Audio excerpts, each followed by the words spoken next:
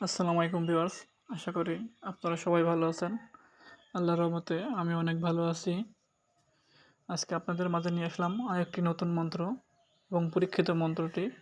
এই মন্ত্রটি হলো দর্পণ দেখা মন্ত্র বা আয়না দেখা মন্ত্র বলা হয়। ঠিক আছে? এই মন্ত্রর দ্বারা আপনি যে কোনো জিনিস কাছে বসে অনেক দূরের জিনিস দেখতে পারবেন আয়নার মাধ্যমে বা পানির মাধ্যমে। ঠিক আছে?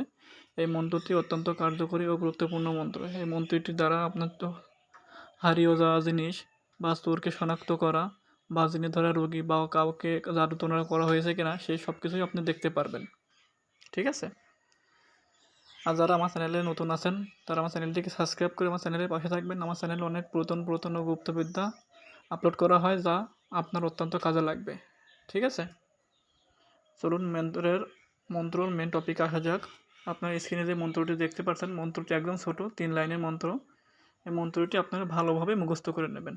ঠিক আছে? মুখস্থ করে নেওয়া হয়ে গেলে আপনারা যে কোনো শনিবার, এটি একটি 13 দিনের সাধনা মতন করতে হবে। যে কোনো শনিবার থেকে শুরু করে 13 দিন পর্যন্ত এই মন্ত্রটি, এই ছোট মন্ত্রটি দেখছেন 25,072 বার এই মন্ত্রটি আপনি 13 দিনের ভিতরে কমপ্লিট করতে হবে পড়া। ঠিক আছে? যদি আপনার 13 দিনের আগে হয়ে যায় তাহলে ভালো, বা 13 দিনের ভিতরে আপনার কমপ্লিট করতে হবে।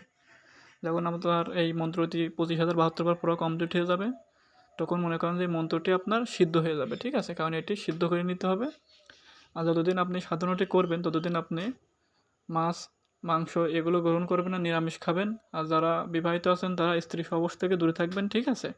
আর যারা সিঙ্গেল আছেন তাদের তো কোনো সমস্যা হয় না। ঠিক আছে? এটি একটু কঠিন, তবে করতে পারলে আপনি অনেক উপকার পাবেন। ওকে? এই মন্ত্রটির প্রয়োগ বিধি বলে দিই। প্রয়োগ বিধি একদম সাধারণ। এই মন্ত্রটি প্রয়োগ করতে হলে আপনারা যে কোনো একটাই কাঁসার থাল নেবেন বা একটা আয়না নেবেন। কাঁসার থাল নিলে ভালো হয় বা বাটি নেবেন। নেওয়ার পরে ওতে আপনারা স্বচ্ছ পানি ভরবেন। পানি ভরার পরে এই মন্ত্রটি আপনারা 71 বার পাঠ করবেন। 71 বার পাঠ করে 71টা ফু দেবেন। মানে একদমই পাঠ করবেন, একটি করে ফু দেবেন। এরকম 71 বার পাঠ করা ফু দিলে পরে ওই পাত্রতে আপনি যা দেখতে চাইবেন ও পাত্র আপনাকে তাই দেখাবে। ওই পাত্রের সামনে বসে আপনি মনে মনে যেটা দেখতে চাইবেন সেটাই আপনি দেখতে পারবেন। ঠিক আছে? এই মন্ত্রটি প্রয়োগ বিধি আপনাদের বলে দিলাম, যেভাবে বলে দিলাম ওইভাবে যদি আপনারা সঠিক নিয়মে ব্যবহার করতে পারেন ইনশাল্লাহ আপনার মন্ত্রে কাজ হবে 100% গ্যারান্টি।